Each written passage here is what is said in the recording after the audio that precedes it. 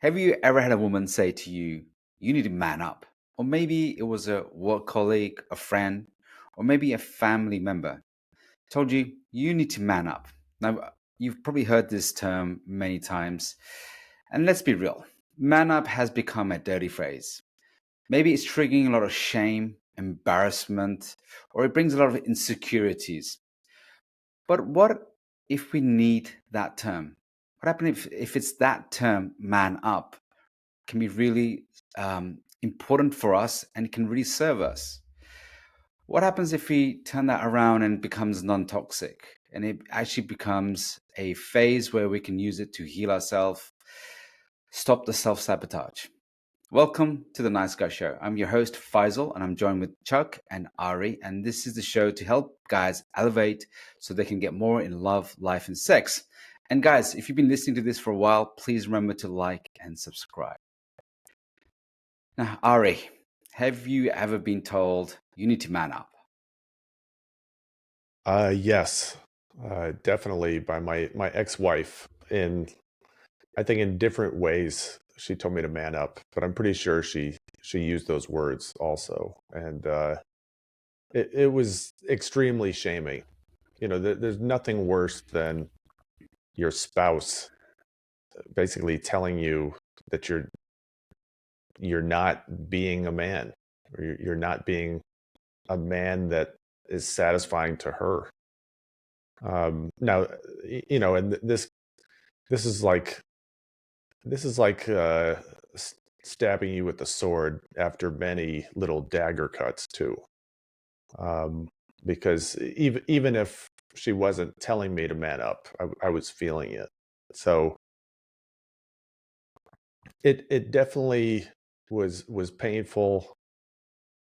It didn't feel that useful, but when I look back, I think that I needed that in order to have my nice guy wake up call.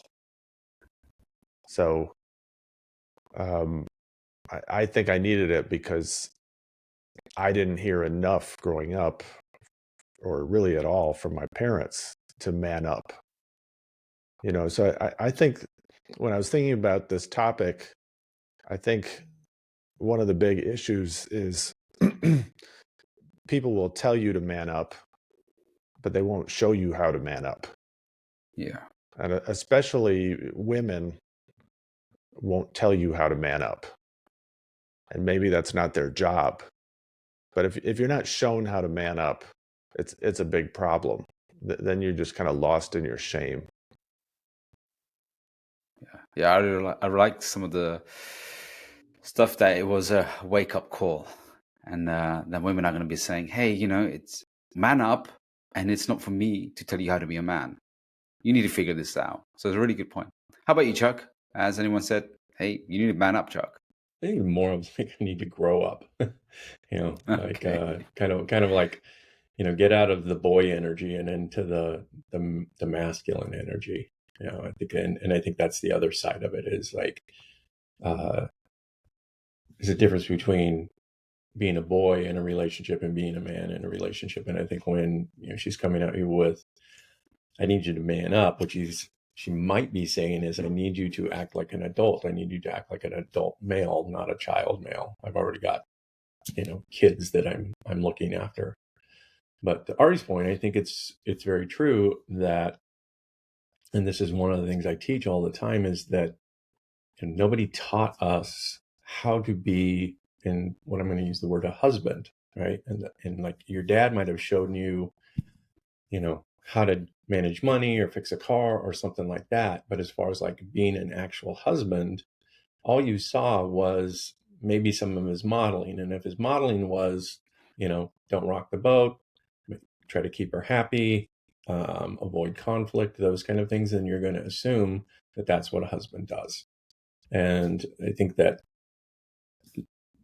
what we're missing is the skill of husbandry, of being able to know what it means to be in a relationship and lead in a relationship. And how do you keep the sexual spark going year after year? How do you keep the connection going? How do you show up, on purpose?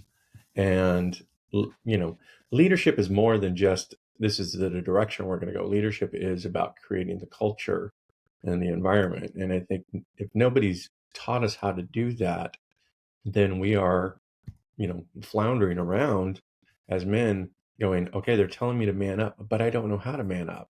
I know how to boy. I've been a boy my entire life, but as far as like being a man, and there's this sort of assumption, and I think oftentimes by women, that you're supposed to just know how to do this. You're supposed to know how to man up, right?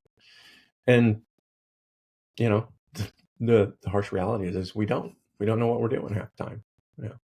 So I think that it's the thing that behind every one of her complaints is a desire of her heart. So the complaint is, I need you to man up. What she's really maybe saying is, I need to feel your strength, and part of it's in the communication. I mean, if she came at you and she's like, you just need to man up, right? That's one way. Or she came up, she's like, I just really need to feel your strength in this relationship. That's a little bit more like an invitation to lead as opposed to, a shaming statement. Have you ever heard a woman say that? No, that's what I'm saying. I mean, but if she did, right? If she did, because it's all based in the presentation. If she did say that, you would respond differently. And I think that's part of our job also as husbands, is to teach her. We teach people how to treat us. If you tell me to man up, here's what you're going to get. You're going to get my little adolescent 14-year-old self is going to give you the finger and tell you to fuck off. But if you come to me and you say, hey, I just need to feel your strength right now. I just need to feel you. Like, okay, I'm here. I'm present. So Yeah, it's not all on us by any means. Yeah, of course, it's not all on us as well. And I heard that term many times as well. And you need to man up. You need to man up. And then you're thinking, I was thinking, well, where do I go from here? You're talking about from your ex? Is that who you heard it from, or from other people? I think I did hear it from some of my exes. I mean, some of them weren't so blatant, but where I did hear it a lot from was overhearing women having a conversation. So I would be amongst friends, and the women would be saying, oh, he's such a loser, or he's so incompetent, or he's such a child. He really needs to man up and deal with that situation. So I was thinking, well, if they're talking like that about their husband, I wonder if my ex or the girlfriends I've been with, they'll be talking about like that about me. So then I'm really cautious. I'm thinking, okay, where do I need to man up? Where am I showing like a boy? And there were many times where I was showing up as a boy, really scared and fearful. And I remember there was a point where I was trying to deal with a situation, and I was making a big deal of it, overthinking, ruminating, not making a decision. And I remember somebody said to me, just fucking make a decision and man up. And looking back at it now, it was a really good wake up call. I needed that. I needed someone to say, just get out of that pit and just make a goddamn decision. Why are you wasting time ruminating, thinking about that? And she said, well, why do guys do that? And she was really frustrated. Like, why do men waste so much time on meaningless, like things that don't really matter, or things that, and they're just wasting time? Or when there are some difficult situations where I faced, and I could feel the disgust on her look when she was thinking, you're not dealing like this like a man. And that was really embarrassing. That was really a shame. And I don't know about you guys, but did you ever repel when you heard the word man up? It's like, that's really emasculating. It's really shaming. We shouldn't be saying this. Oh, yeah. I just wanted to say I really resonated with what you just said, like the issue of decisiveness. That was a huge issue for my ex about me, because I've always been such a deliberator. In my wedding speech at our wedding, I said that I was the Obama of the relationship and that she was the George W. Bush.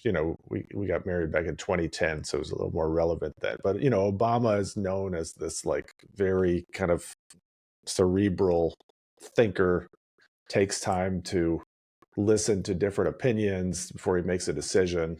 And George W. Bush, his nickname, I think, was the decider, um, for better or for worse. He made the big decision to go into Afghanistan and then Iraq. But the point was that she was the decisive one in our relationship, and I think that really bothered her. And so, part of my nice guy recovery has actually been practicing decisiveness, like making that a practice. Like I don't have to be the deliberator anymore. That'll always be a little bit of my personality, but Well, now there's a time and place for it, right? there is a There's a time and time place and for it. there's a time and place. So did it feel like, how about you, Chuck? Well, I think what's underneath that deliberator is a fear of making the wrong decision, right? Yeah. And if I make a wrong decision, then she's going to blame me for it. So it's kind of a no-win type of thing, right? She's going to be upset with me because I don't make a decision, but then I do make a decision, then she's upset with me because I made the wrong decision. Or maybe I'm upset with myself because I made the wrong decision. And so it really becomes a thing of I'm afraid of her response. So I'm afraid I'm going to make the wrong decision and she's going to be angry with me. Or I'm afraid that, she's, so our fear, part of, I think, the man up piece of it is like, we got to let go of this fear of pissing her off, because if she's pissed off, that's on her. That's her issue. And as nice guys, what we do is we become her emotional manager, right? So if she's not happy, I can't be happy. And so as nice guys, what we do is we avoid trying to piss her off. And in that avoidance of trying to piss her off, we piss her off. So it's kind of damned if you do, damned if you don't, right? So I do as you damn well please. What is going to serve you? And then if she's upset, she's upset, And one of the things I often tell guys is like, worst case scenario, you make a wrong decision. How long is she going to be upset? She's going to be upset tomorrow? Probably not. Okay. Worst case scenario, all you got to do is wait for 24 hours and things are going to go back to normal. Like, you don't have to fix it. You just have to wait for her. Well, it depends, doesn't it, on upset? Because if you put your gentleman's sausage in some other woman's garage, right? But I think it's going to take more than 24 hours. Sure. But so there is okay. But you're taking an extreme point, and I'm talking about like I left my socks on the floor and she's pissed off, and I'm trying to make her not pissed off. All you got to do is wait a little while, and she's not going to be upset. Like my wife, I think the most upset with me it's probably been like 3 days that she was upset. What'd you do? What did you do, Chuck? I just saying like that's the longest I would probably ever have to wait, if I really let her down in some way. And then, what's going to happen is she's going to work it out in her own mind. Her neurochemistry is going to rebalance. She's going to get back into her prefrontal cortex. But it's not my job to get her to do that. And I think just kind of bringing it back around to the point is part of the man up piece is I'm not afraid. I'm not trying to piss her off, but I'm also not afraid of pissing her off. If she gets pissed off, that's, I'm just doing my thing best that I can. And, if I make a decision and it's the wrong decision and that upsets her, it's on her. I definitely get that part. Also, some of the complaints that women do have, and I think they're on point. They really are on point. And I remember, I think we did a podcast on nagging. Why is she nagging? Why is she constantly complaining and nagging? I think there are some women who are constant, uh, they're never satisfied. I get that. But there are also complaints, the nagging that happens is because you're not really showing up. You're not sharpened. Agreed. You're Yeah. you're chronically late, or you're chronically forgetful, or you don't really take things really into consideration. The whole aspect of your masculinity is sometimes offline, your protection is offline, your providing is offline, your ability to handle yourself is offline. There are some situations when that part of the masculine man is offline and she's going, hello, wake up, wake up. The only reason why I bring this up is I'm looking at this as from a different perspective of as a parent and my parenting. Because when I know that my kids are really offline and they are being sloppy, right? This is probably the worst one. When they're being sloppy and they're being lazy, that really fucking fucks me up. It grates me. I'm like, wow.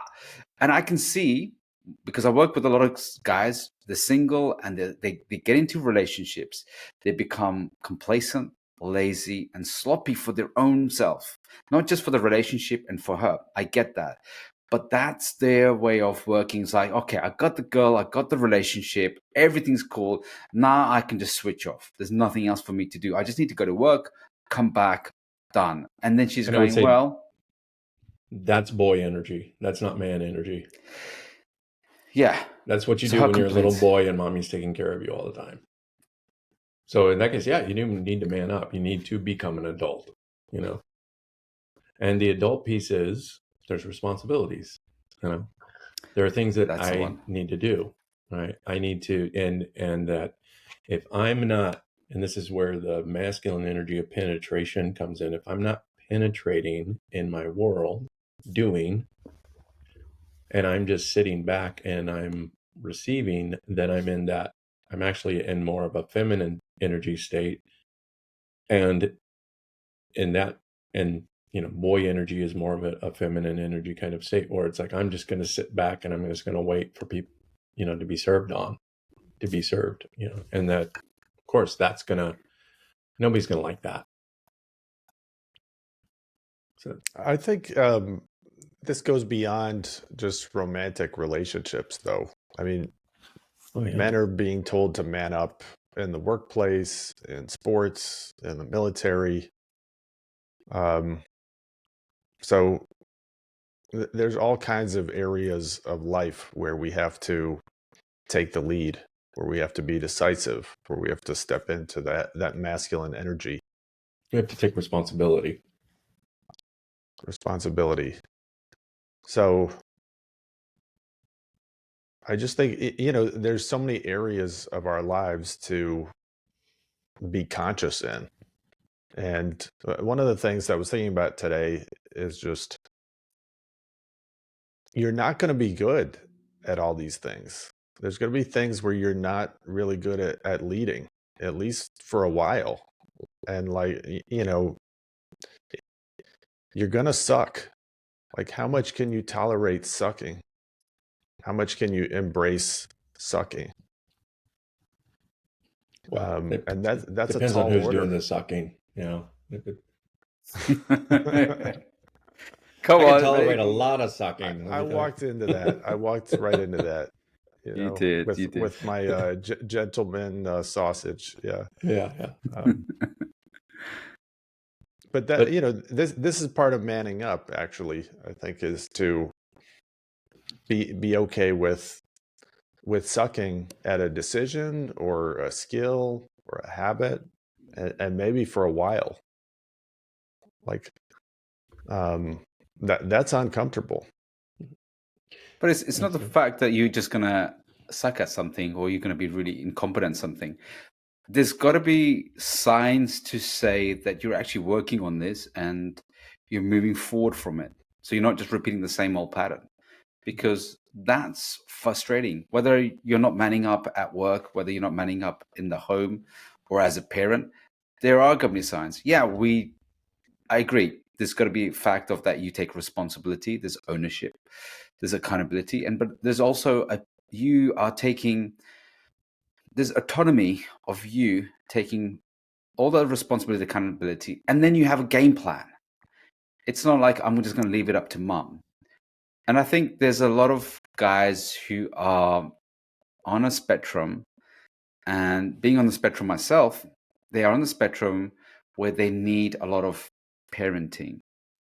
And I noticed that with guys who are a lot on the spectrum, they need a lot of being told what to do, how often to, just repetitively.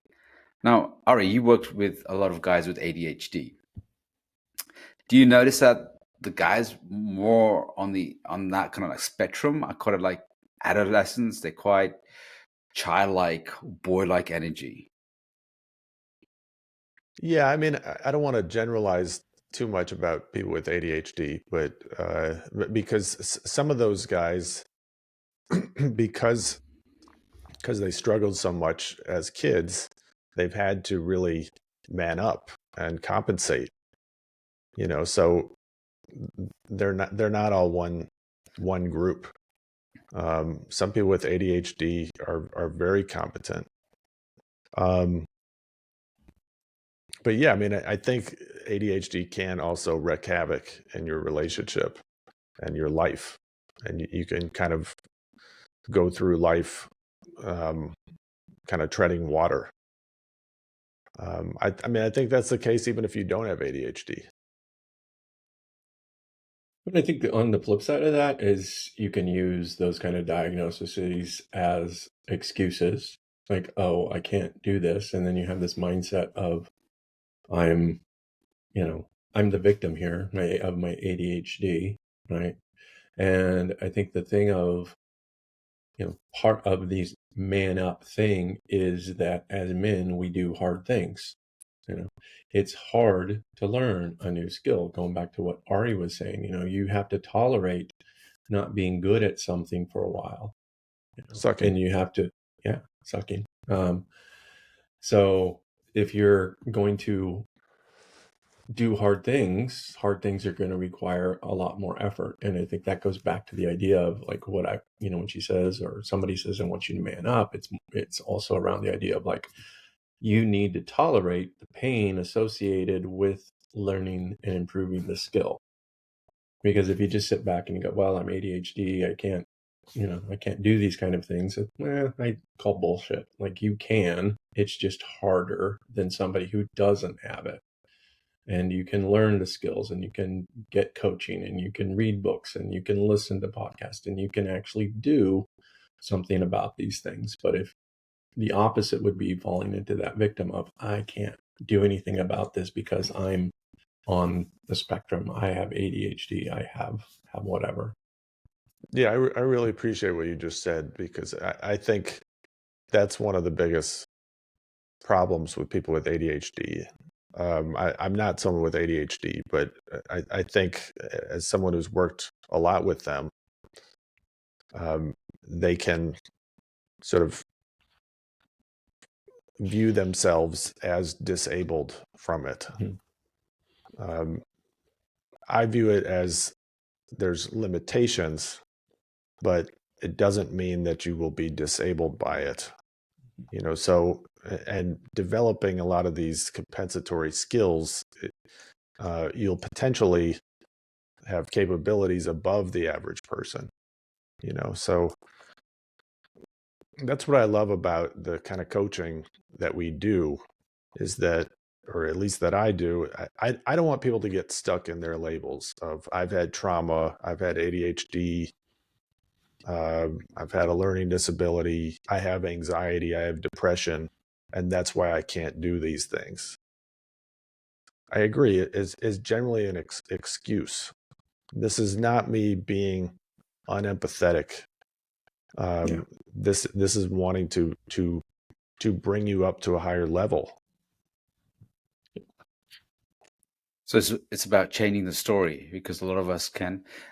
And I think that's one of the journeys that the guys have to go on, is understand where they are, what their, say, inherent limitations are, or their design is, and then building and overcoming that, like doing the hard stuff. Because when I and realizing that I have a lot of ADHD, strong tendencies towards it, and I can see myself really struggling as a business owner, as a parent as well.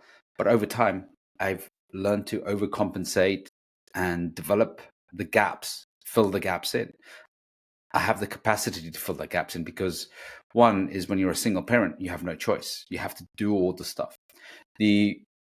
So you have to really man up. And I think when women are saying really man up, it's the guys who can be really competent at work, really super successful, that they're killing it in their business, they're killing it in their career. When they come home, they're a completely different person. And those are the guys, when I see them, she's like, oh, I need the man. And he's what she's signaling to him, and what I see is that there's a lot of guys who haven't got those domestic skills. And this is something I want to talk more about, and other podcasts as well. The domesticated man is when the man starts becoming more domesticated. Like myself now, I find myself being super domesticated. I can manage the whole household because as a single parent, I had to learn that. But I've also seen that it's come at a price. It's come at a price where my masculine edge is not as sharp as it used to be in the workforce, in my purpose. It's also made me dull in the parts where I was really sharp at, which was some of my attractive traits. Now, as I evolve, I can see that bringing both the side where I can be a great father, can be a great parent, and I can also be sharp. It's like bringing all of those facets together, and then That seems like the finding ultimate package. it is the ultimate package, but it's also knowing that building that the ultimate package, there is going to be, when you're working on one part, there is going to be another part where it's gonna take its toll. And one of the things that I've learned over time now, recently, is I need help. Not just my coaching or therapy help, but I need help for me to live at a more optimum life. So having help, you have cleaners, you have, if you looked at tribes, say olden tribes, not much in the West, but if you looked at, I would say other countries in Asia, in Africa, these tribes helping each other do a lot of functions. So you have, for example, you would have tribes that will look after, within the tribe, you will have people that will look after, say, the household, that will look after the cooking, they will look after the different parts, and then you can really focus on your zone of genius where you're really excel at. And I think now, especially from my experience, what I'm noticing is because we're so at home, having to juggle so many things, and that's where I see a lot of complaints from women. Is like, you need to man up. So you need to you need to be excel at the domesticated stuff. You need to excel at being at the romantic guy, and you need to be a killer provider and a killer lover and a warrior, everything else well. And I'm seeing that for me, that's exhausting. Totally. But it is also like living in those archetypes, warrior, king, magician, lover, all of those things that kind of do make up the stronger masculine, and that, those things are also, they have the shadows to them as well. And so I think that the balance is, yeah, we bring those things into our world, and then I think the thing that we fail at oftentimes as men is to be able to actually husband our own feminine, to take that time that we need to be able to rest, to be able to, go into our fortress of solitude, to be able to re-energize, be with other men. And I think that's something that most of us don't really understand is that there is this sort of inhale and exhale type of thing, right? I have to inhale, and I can only inhale to my capacity, and then I have to exhale. So if I am constantly inhaling and constantly like in tension, constantly doing, I also have to give myself a chance to exhale. And I think that's part of a skill set that you can learn to do over time so that you don't get butt hurt because, you feel like, oh, I'm always doing, I'm always having to penetrate, I'm always having to lead, I'm always having to provide, I'm always having to be the lover. Those stories then become your excuse to stop doing that. When reality, all you have to do is just say, I need to take a breath. What are you doing that's good for you? So we You haven't can't got time for always a breath. be manning up. I think Well, part of you haven't manning got. up is the ability to rest, to be able to re-energize, to be able to recognize when you need to take a breath. Well, I think we're getting into sort of the broader idea of like an integrated man now. Mm-hmm. Whereas I think of manning up as a little more kind of isolated. That manning up is really digging into those masculine traits, leading, being decisive, approaching challenge, taking risks. Maybe I'm splitting hairs, but Well, Yeah, I don't know. actually, that'd be a good Mhm. conversation. That what does manning up? So neither of us had any education on to man up. What is it to man? I mean, would you say your father was a good role model of a man? Was that for either of you? For me, he wasn't. He was a great man. I loved him. Um, he was very loving, very caring, but he also was a nice guy, and he didn't have the attributes of what I would call a masculine man. He had more of the some of the boy energy, but he also was a great provider. That's one thing that he excelled at. He made sure that all of us were looked after. We had a roof. He worked 2 jobs. He made sure that we were safe, that we had food on the table. That was his power. That was his zone of genius. But as the domesticated man, he failed. He didn't understand other than just to be a great provider. That's what he was trained on. So as when it comes to emotion, he didn't know how to articulate them, communicate them. He would on a say he's fun, he was playful, but not at a deeper level. So I didn't really get the other side of the integrated man, I would say, and we'll definitely dig into that. So what about you guys? Did you have a father that was a man up role model? I think my father was, he's a very flawed individual, but he also, had a lot of strengths, kind of similar to your dad. I think he was a good provider. He tried to have a moral compass. I think my dad did the best that he could, but I also feel and know that he lacked the skills because nobody taught him how to do these things, right? That he didn't have a role model who said, this is how you have a relationship with a woman. This is how you raise children. This is how you do this. And I think that's the thing that's lacking from a generational standpoint. It goes back generations where at some point we lost this skill of husbandry, the ability to be able to, whether it's integrated man or husband or whatever you want to call it, but the ability, the skill set to know how to have relationships, especially with the feminine.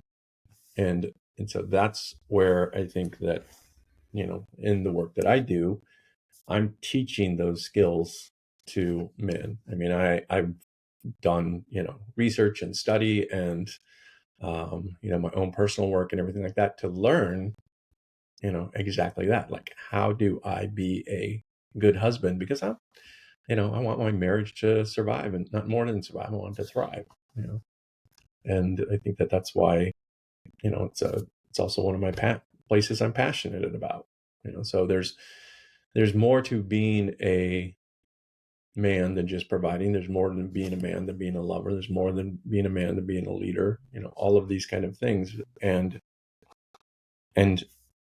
if we don't know how to do those things, then we're going to show up and we're going to be, we're not going to be confident in our ability. And so we're going to hesitate. We're going to, not make decisions. And then that's going to make her upset. And then we're going to just kind of go into that loop again. Yeah, I think my parents, they've challenged themselves in a variety of ways. My dad's had his own business for a very long time. My mom's had her own private practice and written books, and the 4th degree black belt, and both of them challenged themselves. I think what they didn't do is they were scared to challenge me, and they viewed me as fragile, and I came to view myself that way. And so I think that's what I enacted in my marriage, that I was fragile. I couldn't challenge myself to step up as a man, and I needed a woman who was going to coddle me, and that's a recipe for disaster, which I regret. So I did need a wake up call. I just wanted to add that I think we need to be giving ourselves wake up calls every day. Like even with our morning routine, we need to practice manning up every day, not in a kind of self-abusive way, but in a way that helps us flourish. So whatever practices you have that get yourself in the right mindset, I think those are crucial. So, for me, it's taking cold showers, it's listening to positive self-talk, it's journaling, it's working out, it's all of these things that remind me that I can take on challenges in my work, in my relationships, my parenting. So we have to practice manning up every day, but in the right way. Yeah, I like that. And making a bed, right? Dude, I've got a streak. I got to make your bed Yeah, streak. that's I got my son fantastic. making his bed. I got you in my head. Yeah, bed, Ari. It is good. I like how you can man up to flourishing yourself, to be a better version of yourself. I remember when I first started this journey, when I heard the words man up, and I know a lot of people, a lot of guys would have an adverse reaction to it. It's like, how dare they? And very strong masculine men, I felt very intimidated and very threatened by them. That's why you will see a lot of nice guys, they're threatened by alpha male, rich, successful, good looking, and they've got an amazing woman on their side. It's like the world is perfect, physique, strong. And that can be quite threatening. That can be quite intimidating for a lot of guys. And what I realized was the feeling threatened by that, feeling it was the inadequacy I felt as a man myself. It was like I wasn't measuring up as a man. I didn't feel good enough as a man. It was my own doing this work. What I realized was that my own masculine energy was low. So the lower that my masculine energy was, the more intimidated I was with guys with higher, stronger masculine energy. I felt threatened by that. And as I started to man up, started to do my own work as a man, what made me a man, challenges, decision making, taking risks, confidence, one of the things I had to do was being able to approach and talk to women, strangers. I mean, that's one of the most difficult things for guys to do. And women are going, why doesn't just man up and talk to me? It's the most difficult thing, putting yourself in challenges and overcoming those challenges. Men who've gone through, I would say, hardship, hit breaking point, hit the lowest, hit rock bottom. I have a lot of respect for those guys because they've overcome that. And it takes a lot of strength, resilience to overcome that, and to be overcome it, not in the way that you just dealt with it, but to be using that as a stepping stone to be a better person, and say, I took a lot of lessons from that. It was a gift. It was a painful gift, and I hated it at the time, but I see it. It was a gift that I can move forward.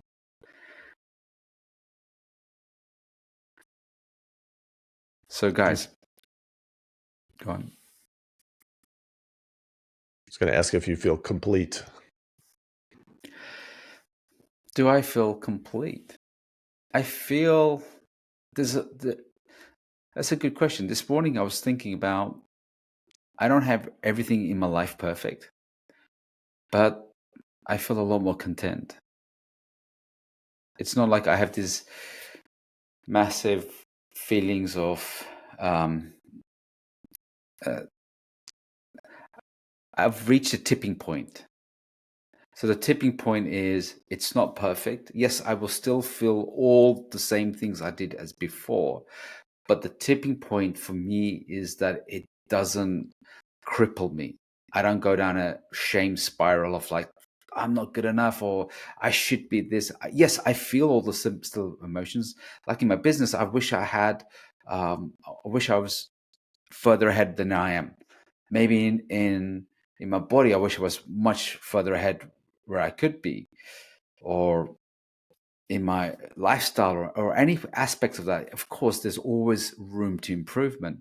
But now it's at a phase where I'm like, okay, it's not perfect, but I'm okay with it.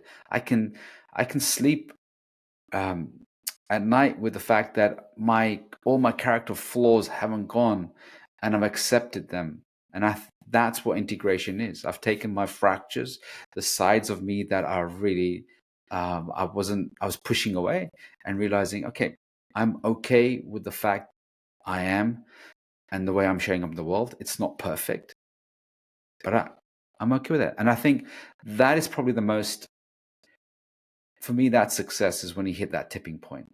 It's just like you're past the edge of not being perfect at all, but you can accept that. You can like accept yourself for all your flaws. How about you? Do you feel full, complete? Me? No, but definitely more self-accepting. I like what you're saying.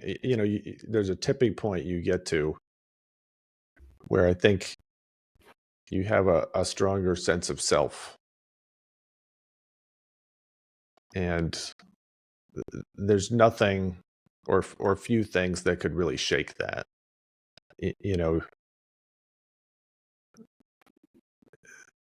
It's less likely that you could go down a big shame spiral at this point. I think that's what you're saying. Yeah. It's less likely that you would crumble. Yes. I think there's a lot of adversity that I've handled where I'm thinking, okay, there's going to be a lot of adversities that are going to be coming up, but I've handled them. I don't want them, but I can handle them. How about you, Chuck? Have you reached a tipping point? Oh, I think I'm at a point where I'm trying to be more conscious of being complete in the moment, as far as, instead of like being complete, in the future. And there's always goals and things that I want to have, but I'm really, in this particular phase of my life right now, am trying to really focus on being present and being in the moment. And it's a really hard thing to do. It's very easy to kind of like start thinking about the future and start comparing myself to other people and start, going down that path of feeling really incomplete. But in the moment, like, I have everything that I need. I have I've got shelter, food, all of the stuff that I need in this particular moment. And being able to kind of sit in that helps me feel more grounded than the anxiety that kind of comes up. It says, oh, I need to achieve more. I need to do more. I need to be more. So just kind of, that would be, just in my own personal goals right now, something that I'm trying to do more of, and to feel complete in the moment. Yeah, I like that. Ari? I think I already said I don't feel complete. I feel like there's a lot of work for me to do.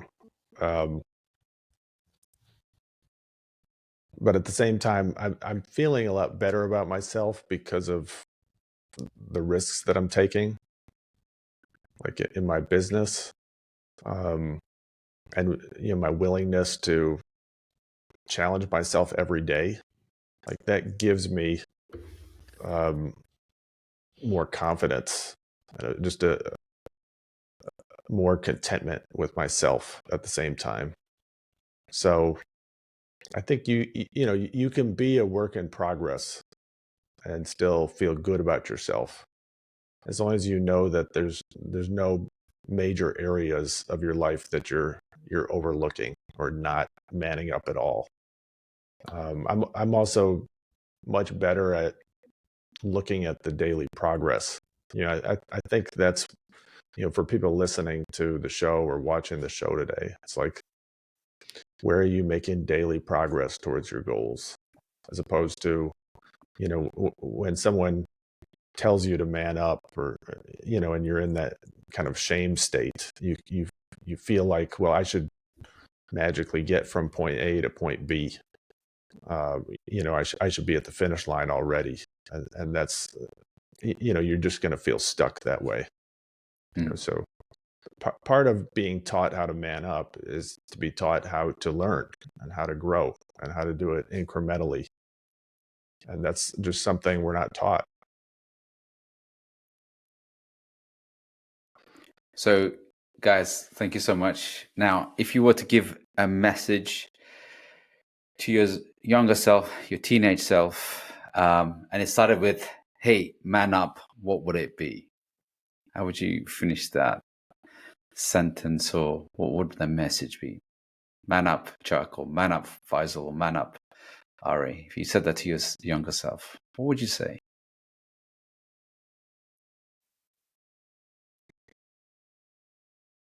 Man up. It's not that bad. You'll feel better for working on yourself. I love that. I don't know. I'm trying to think of what I would actually need to hear at that stage in my life. And I think,